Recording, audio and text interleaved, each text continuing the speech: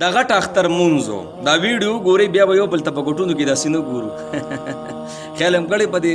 د اختر په دې مونځ کې یو بل ته بیا داسې ګورو موږ په دې ګوټونو کې چې هلکه دا یو دا بل کس دا لاس دې دی پورې اوچوتی کو نه په نامه باندې ږدي څه کوي نو بیا به څه کوو بیا به یو بل ته ګورو نه ښه نو بس چې طریقه راځي بس خبره ختمه ګوره اسانه خبرو کې ته هم ګورې رالی او نیت کې نیت د زړه ارادې ته وي قصد او ارادې ته وي بس راشه او پس په زړه کې راوړه چې دا زه د اختر مونځ کوم راغلی یم بس دا پوره ده که چېرې بیا هم په خوله باندې وې نو داسې به ګورې نیت مې وکړو د زړه د خلاصه 2 رکعاته واجب مونځ د غټ اختر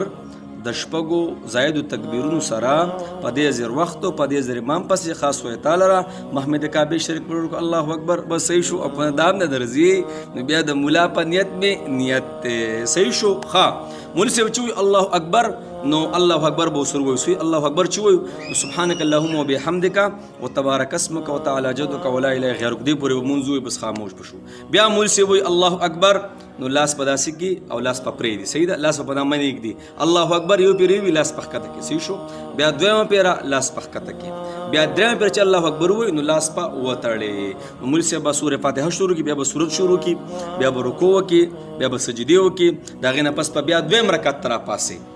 مولوی صاحب بیا مونږ شروع کړي الحمدلله رب العالمین بیا به صورت ووایي نو چې صورت کله ووایي نو رکوع له به نه ځې رکوع نه مخکې به څه کې بیا به 3 تکبیرات وي څنګه مولوی صاحب وایي چې صورت وي او رکوع له تلو نو رکوع له به نه ځي څه به کوي الله اکبر یو شو